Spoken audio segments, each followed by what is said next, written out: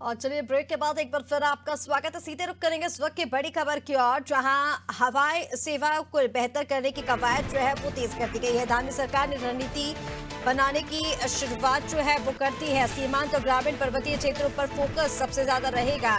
हवाई सेवाओं को बेहतर बनाने की कवायद सरकार की ओर से लगातार पहले से की जाती रही है और अब एक बार फिर से हवाई सेवा की जो सुविधाएं हैं वो और बेहतर करने की कवायद तेज कर दी गई है। धामी सरकार ने रणनीति बनाने की जो शुरुआत है वो कर दी है।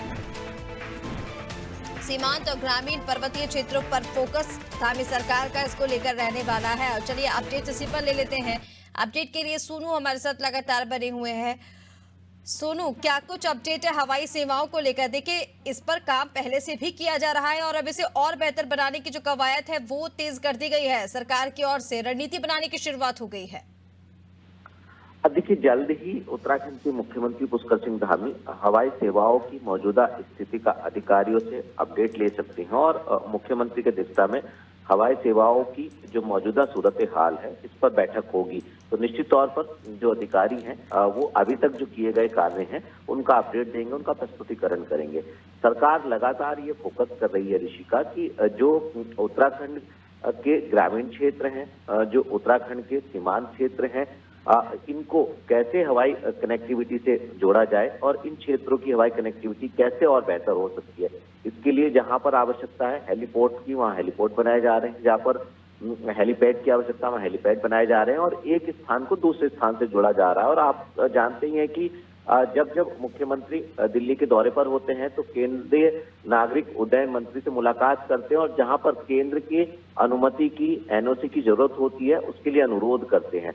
क्योंकि विषम भौगोलिक परिस्थितियों वाला उत्तराखंड राज्य है, ऐसे में आपदा के समय में हवाई सेवाएं कहीं ना कहीं देवदूत का कार्य करती हैं। और खास तौर पर ड्रोन की जो व्यवस्था है, ड्रोन पॉलिसी भी सरकार ने तैयार कर ली है। उसके माध्यम से भी जरूरत पड़ने पर खास तौर से छोटी छोटी 10 किलो तक का वजन जो है, दवाई जैसी महत्वपूर्ण जरूरतों को सीमांत क्षेत्रों तक पहुंचाया जा सकता है। इसका ट्रायल भी किया जा चुका है। तो सरकार लगातार ये कोशिश कर रही है कि आने वाले समय में हवाई सेवाओं को बेहतर किया जा सके और आपातकाल के समय में कहीं ना कहीं इसका बेहतर उपयोग हो सके। जब भी, क्योंकि देखिए प्राकृतिक आपदा को रोका नहीं जा सकता, लेकिन रिस्पांस टाइम कम से कम कैसे हो सकता है, इसी परिप्रेक्ष्य में आप हवाई सेवाओं के सदुपयोग को देख सकते हैं। तो ऐसे में पर्यटन के लिहाज से भी, आपदा के लिहाज से भी और खास तौर से आर्थिकी के लिहाज से भी हवाई सेवाओं को सरकार बेहतर करने की कवायद में जुट गई है।